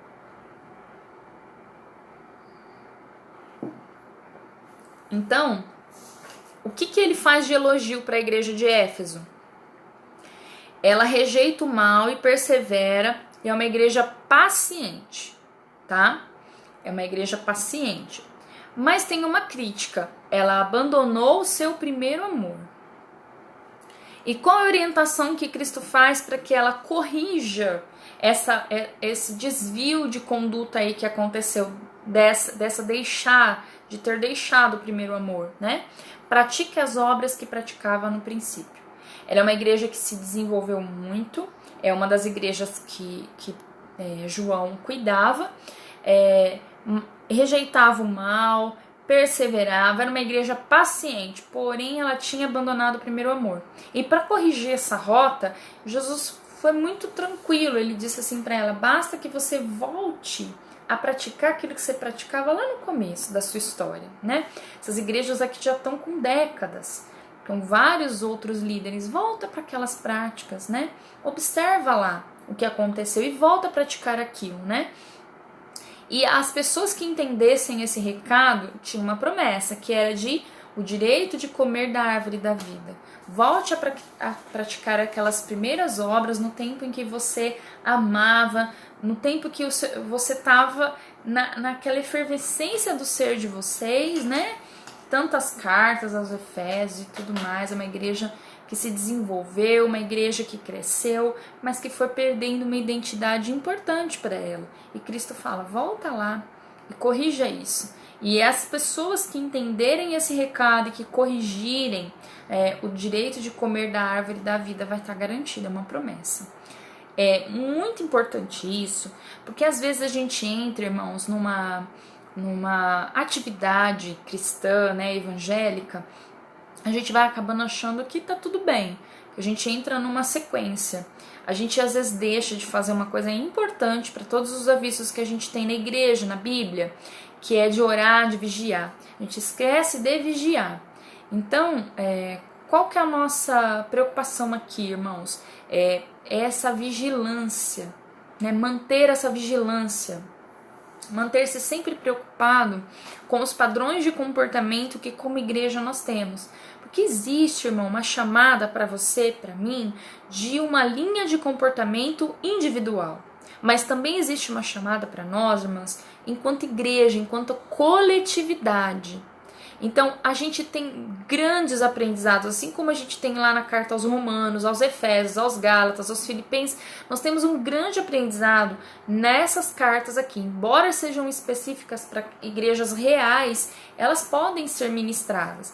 Mas é o que eu falei para vocês, a gente não tem uma tendência de achar que a igreja de Éfeso é a primeira igreja, aquela igreja dos apóstolos. A gente não tem essa interpretação historicista, tá bom? Mas que todas elas nos ensinam coisas importantes. Aí a próxima igreja que é falada aí é a igreja de Esmirna. A igreja de Esmirna tem a sua carta descrita ali, no capítulo 2, do versículo 8 até o versículo 11. O elogio é que ela suporta o sofrimento com graça. Olha que maravilha, suporta o sofrimento. E num tempo em que eles passavam grandes tribulações, grandes sofrimentos, grandes perseguições. E aí o Senhor não tem crítica para a igreja de Esmirna. Ele não tem uma crítica para ela, né? mas ele só a orienta: fica nisso, seja fiel até a morte. Olha, suporta sofrimento com graça. Quando você frutifica bênção e vida nas as questões da sua vida, o Senhor diz: fica nisso, fica fiel até a morte. Paga esse preço, porque a promessa é a coroa da vida. Olha que lindeza, né? Você tem suportado os sofrimentos com graça? Você tem passado nesse tempo difícil de tantas provações? Você tem frutificado graça em Deus, né? Como é que nós temos fluído? E esse é um lugar, irmãos, esse é um momento que só o Espírito Santo produz. Então, se a gente não está vivendo isso, que a gente tem essa condição de permitir que o Espírito Santo nos leve a viver isso daí. Então, nós temos a igreja de Pérgamo. A igreja de Pérgamo está lá descrita no versículo 12 até o 17 do capítulo 2, tá? E aí o Senhor fala para ela que ela mantenha a fé em Cristo, e esse é um elogio. Vocês têm uma fé em Cristo, vocês mantêm essa fé em Cristo, só que vocês toleram a imoralidade, a idolatria e as heresias. Ele não está dizendo, porque ó, vê comigo aqui, é uma igreja que mantém a fé em Cristo, é uma igreja que fala da fé em Cristo, só que ela é benevolente com coisas dentro dela, que são, ela passa pano, como se diz uma expressão moderna, ela passa pano, ela deixa passar, ela faz vista grossa com imoralidade, com idolatria e com heresia. Ela não defende a fé, ela não combate a fé. Nós falamos um pouco sobre isso quando a gente falou de Judas, a importância da defesa da fé. E hoje à noite Deus vai dar a oportunidade de a gente falar de novo com a igreja sobre isso, né? Então, qual a importância de nós mantermos isso, né? Ela pede pra gente se arrepender. Porque quando Deus chama atenção para a tolerância que a gente tem com imoralidade, com idolatria e heresia, e ele fala para se arrepender, é porque a gente pode ser tolerante visando de repente agradar as pessoas, não criar inimizade, só que Deus não tolera. Aí é que tá, irmãos, por que Apocalipse, o Jesus de Apocalipse, ele é tão rejeitado? Porque ele não aceita e ele deixa claro, isso não é aceitável ao Senhor. E Deus pede, Cristo pede que essa igreja se arrependa. Para ela se arrepender, o que ela tem que fazer? Deixar de tolerar. Então nós não vamos aceitar no nosso meio nem a imoralidade, e geralmente, irmãos, quando a palavra que é usada para imoralidade é uma palavra utilizada, associada a condutas sexuais. Então, essa questão da igreja aceitar certas condutas sexuais, ela é considerada imoralidade ao Senhor. E a gente está com uma grande dificuldade na igreja moderna de falar sobre isso. A gente não quer falar contra divórcio, a gente não quer falar contra sexo fora do casamento, sexo entre namorados, a gente não quer falar sobre sexo com pessoas do mesmo sexo, contra isso. Então a gente vai passando pano e vai permitindo. E a Bíblia fala: se arrependa disso. Se arrependa da sua tolerância à imoralidade, à idolatria, né? Tanto dentro e fora, como o pastor até falou esses dias, quando ele pregou no dia 11 de outubro, falando sobre essa questão, que a igreja tem que ser posicionada, e sobre heresia, né? Nós estamos num mês muito importante, volto a dizer para vocês, para o cristianismo, que é o mês da reforma. Nós somos da reforma, nós precisamos falar sobre isso, né? Nosso pastor líder, pastor Márcio Valadão, soltou uma nota, uma carta aberta a toda a igreja a respeito da importância. Como nós falamos também com os irmãos na quinta-feira, o Senhor colocou na boca da igreja, através da reforma, a voz novamente. Ela abriu espaços e a igreja agora tem aceitado. Arrependa-se. E qual é a promessa que o Senhor tem? O maná escondido e uma pedra branca com um novo nome nela inscrito, né? Não é uma igreja acovardada, mas é uma igreja que tem um novo nome, uma igreja posicionada e que vai comer do maná escondido, né?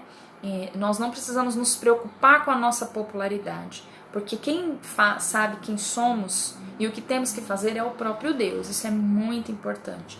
Aí depois, ainda no capítulo 8, nós temos uma carta à igreja de Tiatira, do versículo 18 até o versículo 29, tá?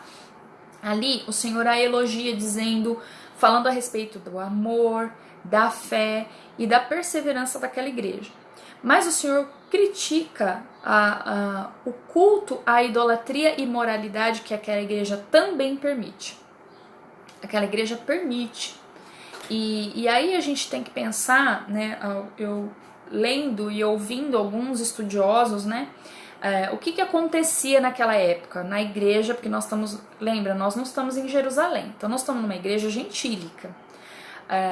Muitos líderes, nesse tempo da igreja, a gente estudou, quando a gente leu as cartas de João e de Pedro, muitos líderes da igreja estavam ensinando as pessoas, né? Então tem lá a igreja ali na localidade de Tiatira, então tem vários líderes dentro ali da cidade. As igrejas não eram templos gigantescos, eram líderes locais ali que se reuniam em casas, em outros lugares mais propícios. Não eram em sinagogas porque eles não eram ex-judeus, né? Então, o que acontece nesse momento aqui? Muitos líderes apóstatas estavam ensinando que nós não temos domínio sobre a carne, então nós não temos domínio sobre o pecado. Dessa forma, se nós pecarmos, isso não afeta a nossa espiritualidade, porque o nosso espírito é uma coisa, é esse que é guardado por Deus até a eternidade. Então, se você pecar, não tem problema nenhum.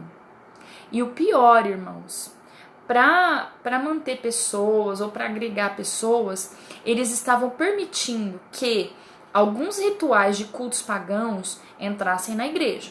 Nós estamos aqui entre adultos, então nós vamos falar aqui algumas questões. Boa base desses cultos pagãos, a gente tem lendo a história, tá? Lendo como que funcionava. Muitos deles eram voltados para as questões dos elementos, eles reverenciavam deuses que estavam ligadas às questões da natureza. Então, sol, lua, terra, elementos da natureza. E muitos desses cultos aqui pagãos, eles baseavam os seus rituais em orgias sexuais. Então, existiam líderes que estavam dentro da igreja propondo que os irmãos poderiam, inclusive, cometer essas orgias. Eles começaram, como Judas fala, que eles eram dissimulados, eles começaram a inserir no pensamento, incutir no pensamento da igreja que isso era necessário. Então, por que Jesus está chamando a atenção? Porque os líderes fiéis daquela igreja, esses que mantinham o amor, a fé e o serviço e a perseverança, eles não estavam se impondo contra esses que estavam trazendo essa libertinagem para dentro da igreja. Então, a gente consegue associar os ensinos que os apóstolos estavam ainda, esses últimos escritos dos apóstolos falando a respeito disso, porque eles estavam incentivando. Eu não sei se você vai lembrar disso, mas quando a gente olha lá em Atos, a igreja, ela tinha o costume de se reunir. E no dia da ceia, ou para fazer a ceia, era comum nos cultos que os irmãos se reunissem e eles comessem juntos. Então as pessoas partilhavam de tudo. Só que se você acompanhar isso nos outros livros, no decorrer dos outros momentos históricos ali das primeiras gerações, esse costume de comer antes do culto foi tirado pelos apóstolos. Eles passaram a não incentivar isso por causa de várias coisas. Primeiro, porque algumas pessoas estavam tendo falta, tinha gente que chegava, comia como se não houvesse amanhã, e outras pessoas que chegavam depois não comiam. Tinha gente que podia e não levava mantimento, e gente que podia menos, levava mantimento, acabava que nem comia, levava para comer junto, né? Tinha gente que dava desperto, gente, como acontece até hoje, né? Ia lá e comia, não pensava nos outros, não deixava pro próximo. Como eles faziam uso de era cultural ali tomar aquele líquido da videira, não necessariamente o vinho com álcool que a gente conhece, mas aí eles tomavam uma quantidade que os fazia ficar embriagados, né, e tudo mais. Então estava sendo um escândalo para a igreja. Então os apóstolos e os líderes que vieram depois, eles tiraram esse costume de dentro da igreja, permaneceu a Santa Ceia, a Ceia do Senhor, que as pessoas se reuniam para fazer um memorial, já, né? A gente hoje tem aquela porçãozinha que é para todo mundo receber a mesma coisa, né? Então foi retirado. Se manteve o memorial, que ele foi instituído pelo próprio Cristo, mas tiraram. Em alguns lugares, irmãos, aconteceu até de forma muito triste, aconteceu que as pessoas, nesses momentos aí que eram, as pessoas se reuniam para comer, alguns lugares até estavam acontecendo orgias. Então os apóstolos tiraram esse costume, os líderes da igreja primitiva tiraram esse costume, né? Porque estava sendo um escândalo. E às vezes aconteciam brigas, desentendimentos, alguém falava assim, imagina, então quebrava todo o clima do culto, todo o clima da ceia. Então se tirou, a igreja com o passar do tempo tirou essa questão de vir, vamos jantar, depois a gente aproveita que estamos todos juntos e vamos ter o culto, né? Ou vamos jantar antes do culto, vamos passar um tempo juntos antes do culto. Como estava sendo tropeço, foi tirando. Então, eu tô dando esse contexto aqui para você entender por que Jesus chamaria a atenção dos irmãos com relação a isso, né? Qual é a orientação? O juízo iminente, mantenham a fé. Fiquem naquilo que vocês aprenderam dos apóstolos e saibam as pessoas que estão praticando essas imoralidades, trazendo idolatria e imoralidade para dentro do culto, né? Que essas pessoas vão receber o juízo. Porque Deus, ele não muda de opinião, não tem sombra de variação na personalidade e no caráter de Deus. Então isso que as pessoas estão trazendo aí é apostasia. E essas pessoas, e a gente viu lá quando estudou Judas, que Deus tem juízo, e juízo pesado, sobre os apóstatas, porque eles acabam impondo sobre os fracos na fé perdição, tá? Então, qual é a promessa para as pessoas que entenderem e tiverem posição frente a isso? A autoridade sobre as nações é a estrela da manhã. Então, a autoridade na palavra de Deus, eu torno a dizer isso porque a gente defende isso o tempo todo. A autoridade da igreja está na palavra de Deus. E nós, igreja, não vencemos o mundo, nos adaptando a ele e trazendo iscas que são que remetam àquilo que o mundo pratica. A igreja vence e conquista naquilo que ela se diferencia. Muitas igrejas têm medo de fazer a diferença através da palavra e da verdade bíblica, mas é justamente isso que impacta as pessoas, né? Não é naquilo que nós nos parecemos com o mundo, mas naquilo que somos diferentes do mundo. Aí depois nós temos a igreja de Sardes. A igreja de Sardes também recebe um elogio, mas veja bem, alguns guardam a fé. Alguns, irmãos, é uma igreja que está com um problema muito grande, porque quando Deus olha para uma igreja e fala, alguns de vocês guardam a fé, ele está dando características específicas para igrejas. E como é que a gente pode trazer um ensino disso para a nossa atualidade? Que a gente faça uma revisão, mas irmãos, lembra, Deus tem padrão de comportamento individual para todos nós cristãos. Mas aqui o Senhor está falando com a igreja corpo, com o coletivo. Isso a gente aplica a cada comunidade para que ela faça uma autoavaliação. E ela se encarregue de pensar, olha, se a nossa igreja tem vivido isso, então o juízo, a orientação, a crítica vai ser da mesma forma, né? Nós precisamos, isso aqui nos serve para uma autoavaliação coletiva, tá? Enquanto grupo. E aí, qual é a crítica a essa igreja? A igreja de Sardes é uma igreja morta. Uma igreja morta. Ela não tem efeito, porque alguns guardam a fé. De forma coletiva, aqueles irmãos que guardam a fé, eles têm uma promessa. Os fiéis serão honrados e vestidos de branco. Mas Jesus está chamando a atenção da igreja no seu total, daquele grupo de pessoas, dando que orientação? Arrependam-se, fortaleça o que resta.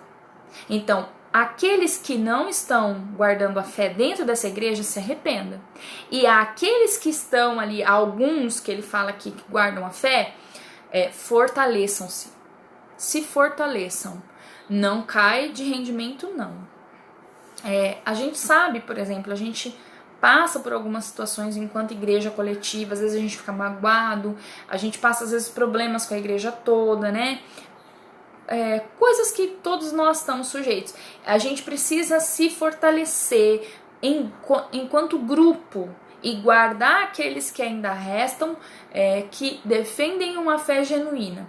É necessário isso. E aqueles que ainda insistem em manter-se mortos, e a Bíblia explica aqui que é um crente morto, né? Um crente que não é morno, não é frio, né? E a Bíblia fala vai ser vomitado da boca de Deus. É indiferente. Ele é indiferente ao que acontece. É um crente morto, né?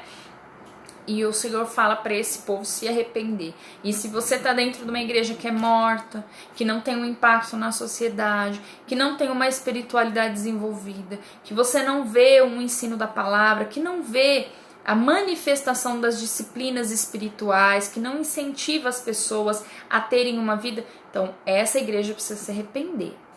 Aí vem a igreja de Filadélfia. Essa igreja de Filadélfia, ela é perseverante na fé. E assim como aqui nós vimos na igreja de Esmirna, que suportava o sofrimento com graça, essa igreja que era perseverante na fé não recebe crítica alguma do Senhor. Não tem nenhuma crítica para a igreja de Filadélfia, mas ela tem uma orientação. Retenha o que você tem, que é a fé. Retém isso daí, guarda. Então essa perseverança, essa batalha pela fé, esse posicionamento, mantém isso daí. Fique posicionada. Então, seja uma referência na sua geração, né? E qual é a promessa que se tem para essa igreja? Um lugar na presença de Deus, um novo nome e a nova Jerusalém. Vocês têm promessa. O Senhor tem um nome para vocês. O Senhor tem uma bênção para vocês. E o mais interessante é que o Senhor está falando para a coletividade. Então nós precisamos voltar, irmãos, e esse individualismo também abateu muito a nossa geração de igreja. Nós precisamos lutar contra a individualidade, essa espiritualidade vivida. É imprescindível que você tenha o seu particular com Deus, é imprescindível que você ministre na presença do Senhor, que você desenvolva devocional, que você desenvolva disciplinas espirituais. Mas isso não tem valor se nós não pudermos atuar coletivamente, se a sua vida espiritual não tiver um desdobramento para dentro da igreja, para dentro desse coletivo do qual você faz parte, onde o Senhor te plantou, tá? E nós estamos vendo aqui que essas diferenças, essas diferentes localidades, essas diferentes personalidades, elas são comuns. A gente poderia fazer aqui uma associação com as placas de igreja. Não é que Deus não gosta das placas, não foi o que ele idealizou. Porém, a gente sabe que as culturas levam a gente a se reunir em grupos conforme os pensamentos, mesmo dentro de uma mesma localidade. Aqui nós temos várias placas de igreja. Mas quando nós olhamos para a palavra, a gente vê um desenvolvimento de fé. Então nós precisamos olhar. Tudo bem, vocês estão se reunindo debaixo de uma interpretação bíblica ou debaixo, mas observa essas igrejas, né? É uma igreja que persevera na fé? É uma igreja que guarda a palavra? Ou uma igreja que deixa o mundo entrar? É uma igreja que negocia a sua fé? É uma igreja morta, sem impacto?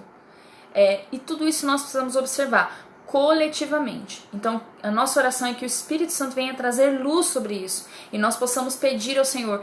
E ele sempre fala do arrependimento aqui, sobre orientações, da mudança de postura coletiva. Aí nós temos a última das 7 igrejas, que é a igreja de Laodiceia. Desculpa que eu não citei. Sardes está no capítulo 3 já, do versículo 1 ao 6. E Filadélfia tá do 7 ao 13. Agora aí no capítulo 3, do 14 ao 22, nós temos a Laodiceia, que seria aqui a última igreja descrita, tá? Ela não tem nenhum elogio.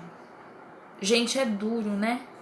É muito impactante. O Senhor olha para a igreja, não tem nada de bom para falar a seu respeito. E aí nosso coração fica petrificado. Você imagina o Senhor olhar para uma igreja e falar, não tem nada de bom em você. E sabe por quê? Olha isso, irmãos. Qual é a crítica? É uma igreja indiferente. A indiferença. A indiferença de uma forma geral, porque ele não está falando só sobre a indiferença com o seu semelhante. Ele está falando da indiferença. A indiferença ao que a palavra de Deus diz. A indiferença aos seus semelhantes. A indiferença é uma igreja indiferente. Ela está fechada no mundo dela, não tem nada de bom para falar. É de petrificar o coração, irmãos, mesmo. Qual é a orientação para essa igreja? Seja diligente e se arrependa. Você precisa rever a sua conduta. Diligência é isso. Rever as atitudes. Rever os seus conceitos. E se arrependa.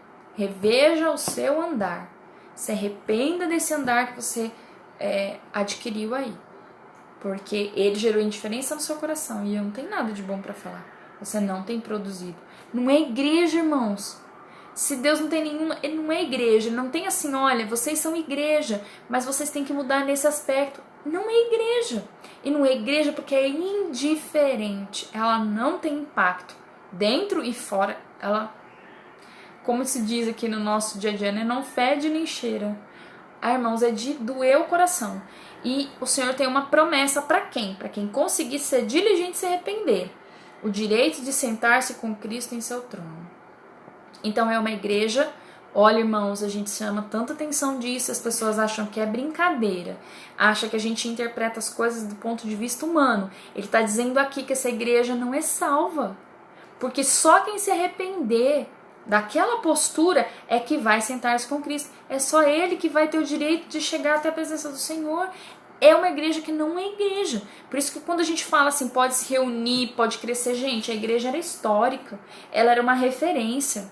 Na cidade de Laodiceia, tinha várias igrejas, era uma comunidade cristã. Indiferente. Vocês são indiferentes. Tem um nome, mas não conheço vocês. Vocês não têm nem direito a vir se assentar comigo. Eu fiquei impactada, irmãos. Porque a gente fala, né? Mas é doído de ler o Senhor falando isso.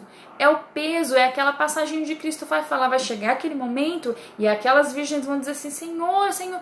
E ele vai olhar e falar, não conheço vocês. Tanto faz, o que está acontecendo? Jesus está voltando, que legal, né? E vamos tocando o barco, vamos fazendo as coisas, mas não tem um impacto sobre a espiritualidade. Isso é de doer. Aí no livro tem um mapinha também, tá? Para vocês localizarem e vocês vão ver aí o que eu falei para vocês, né? Tá banhado pelo mar Mediterrâneo, tá ali localizada já na Ásia, na parte fala Ásia Menor, né? Que é mais próxima ali da Europa e tem todos esses impactos aí. Eu falo para vocês com muito temor. A gente lê isso, você fica sem fôlego, né? Mas é necessário. Senhor, como é a igreja? E não é para que a gente faça como os apóstatas que só sabem apontar e criticar, mas a gente ser bênção. Se o Espírito Santo falar, filho, ore pela sua igreja, filho, batalha na fé, faça isso em amor, convoque a igreja para orar, para jejuar, né, para se arrepender. Se meu povo que se chama pelo meu nome, se chama pelo nome, né, povo, mas chama, mas não é. Se humilhar e orar e buscar a minha face, converter dos seus maus caminhos, né? E o Senhor tem promessa, vai ouvir a sua oração, vai perdoar os seus pecados e sarar a sua terra, né? Uma igreja sarada. Tudo isso que nós estamos fazendo não é para trazer tristeza nem peso, mas é para trazer vida. O Espírito Santo nos revela os nossos erros para nos trazer vida. O Espírito Santo, ele exorta o nosso coração para nos trazer vida. Isso é uma promessa preciosíssima, né? O Senhor nos corrige porque nos ama. Ele apara aquilo que pode nos levar para um caminho sem volta de perdição. Isso é muito precioso, né? Que a gente possa dar valor, saber dar valor a isso, no nome de Jesus. Nós temos aí um apanhado para fazer do capítulo 4 e 5, 6 e 20, tá? Então a gente vai falar mais aquela leitura, tá? Porque nós não vamos estudar isso profundamente, ok? Numa visão maravilhosa, capítulos 4 e 5, João vê, aí tem ver, é só ver, tá? O trono celestial. Isso tá lá do versículo 1 ao versículo 5 e depois o 14. Ele vê isso. Cercado por seus servos, em adoração. O próximo capítulo, que é o 5, foca em Jesus, que por sua vitória sobre a morte, pôde abrir os selos do livro de Deus e ele também é louvado e adorado por todos.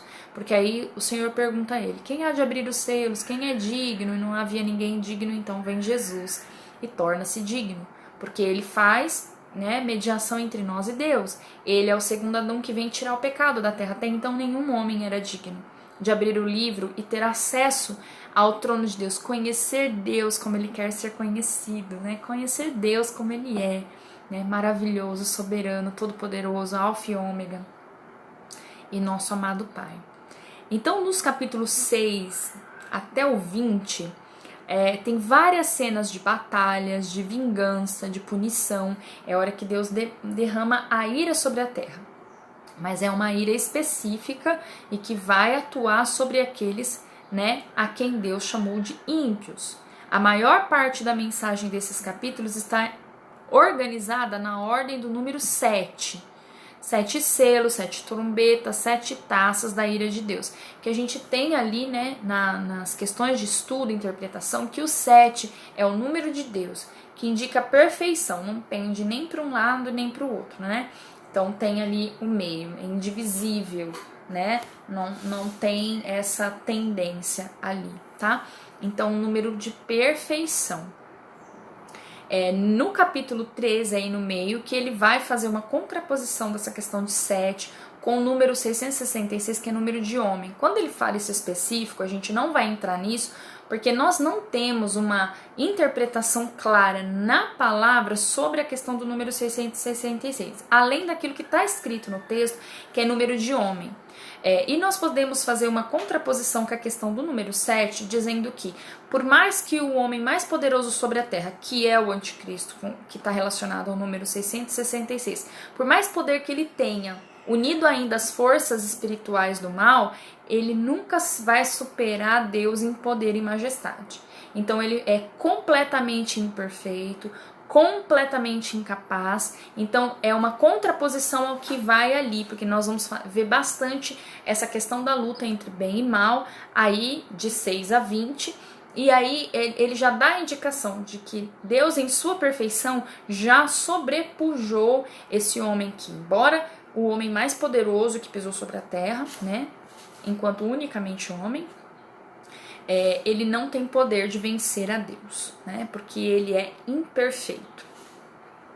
Aí depois o capítulo 20 a 22 vai destacar a condição abençoada dos santos vitoriosos, né? Lembra que eu falei? Paralelamente estão acontecendo coisas. Onde estão os santos? O que está acontecendo com a igreja? Com o povo de Deus, desculpa. Na presença de Deus nós vamos estar. A comunhão é finalmente renovada entre Deus e o homem. Encontramos aqui uma conclusão bela e esperançosa para a mensagem da Bíblia.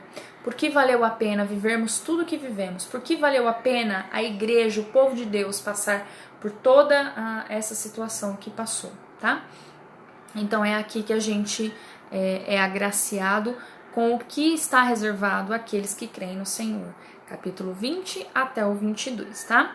Então a gente, como eu falei para vocês, não fiquem frustrados, não é a nossa intenção estudar ponto a ponto, mas esse momento vai chegar querendo Deus, tá? Permitindo Deus. Nós vamos suspender aqui, que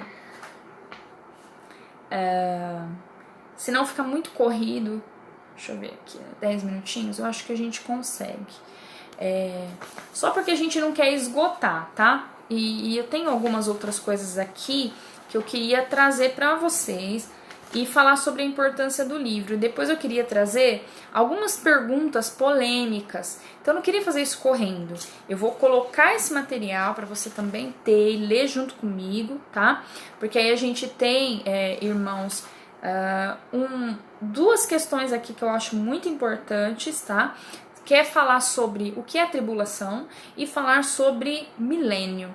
2 ensinos que a gente tem aqui no livro de Apocalipse, e também tem interpretações. Além dessas 4 linhas de interpretações sobre Apocalipse, ainda temos dentro mesmo dessas linhas umas outras vertentes que vão explicar essa questão do milênio, e muita gente se pergunta sobre isso, então a gente queria falar assim um pouquinho para os irmãos sobre isso. Então eu queria dividir esse estudo para a gente no domingo que vem terminar com a importância do livro e a prática sobre Apocalipse, o que nos traz, né, de conhecimento prático, e falar rapidamente com vocês um pouquinho sobre algumas questões polêmicas, difíceis de compreender no livro de Apocalipse, tá bom? Como, por exemplo, essa questão do número 666 que a gente passou rapidamente. Eu quero colocar esse material que está no manual do MacArthur e a gente conversar um pouquinho sobre isso, tá bom? Vamos orar para a gente encerrar a nossa escola, né? Para que você esteja aí liberado para respirar um pouco, é muita informação, a gente, né, fica sempre assim naquela tensão para entender isso daqui. Mas eu acho que é digno o que a gente fez aqui, né, de falar, explicar sobre as igrejas e falar mais ou menos como é essa divisão. A gente vai trazer um esboço ali para você entender e eu tenho certeza que vai ser bênção a todos nós, tá bom? Vamos orar? Querido Deus, nessa manhã nós agradecemos a Ti por essa palavra, por esse estudo, por esse ensino. Que o Espírito Santo continue trabalhando durante essa semana nos nossos corações e que nós possamos fielmente, Senhor, ser ministrados por Ti e que nós possamos, ó Deus, no nome de Jesus, ser arraigados no Senhor e contra todo ensinamento contrário, contra toda perversão da verdade, os nossos corações serem imunizados contra esses ataques do maligno. Não somente a nós, mas nos dá a capacidade para falar aos nossos, para falar a tantos quantos o Senhor nos permitir falar, que haja firmeza, que haja fé, que haja credibilidade nas nossas palavras. Nos ajuda, Senhor, a testemunhar. Somos falhos, somos humanos, somos fracos, mas nós queremos, ó Deus, nos colocar nas Tuas mãos, pois dependemos de Ti.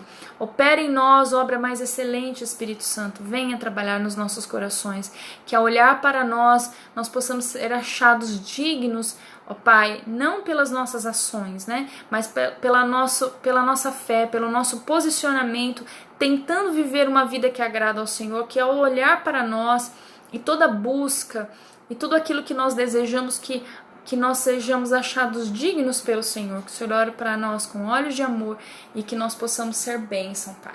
Eu te peço no nome de Jesus e peço, Senhor, sobre cada irmão, que o Senhor nos guarde, que cada um desses irmãos seja uma bênção na comunidade a qual ele faz parte, seja uma bênção na igreja, seja uma bênção para sua família, seja uma bênção para a sociedade. E que como bênçãos do Senhor, o Senhor possa olhar para nós enquanto comunidade cristã, reunidas num grupo, numa placa, numa igreja, que nós possamos ser vistos, ó Deus, como influentes, que a igreja de promissão, em o nome de Jesus e de todas as cidades representadas por esses irmãos que estão aqui, que ela seja levantada como vitoriosa, e assim como o Senhor não viu defeitos em tantas igrejas aqui descritas, que nós possamos ser assim, testemunhar dessa forma, e sermos bênção para a sociedade, que se de alguma maneira, enquanto igreja local, nós estamos nos desviando da palavra e da verdade, que nós mutuamente possamos nos ajudar a sermos uma igreja fortalecida e que vai fazer a diferença sobre a terra. É o que nós pedimos em nome de Jesus. Amém. Uma boa noite para você, Deus abençoe sua vida, abençoe seu domingo e que você tenha a oportunidade de estar em comunhão com os irmãos da igreja, você que já está com a sua igreja lá no culto presencial. E se você ainda não tem oportunidade, vai lá, acompanhe sua igreja, prestigie seu pastor, né, que tá lá online, e nós temos aqui também mais à noite o culto online para você acompanhar se você quiser, tá bom? Deus abençoe a sua vida, sua família e esse momento de comunhão do almoço em nome de Jesus, tá? Até mais, paz!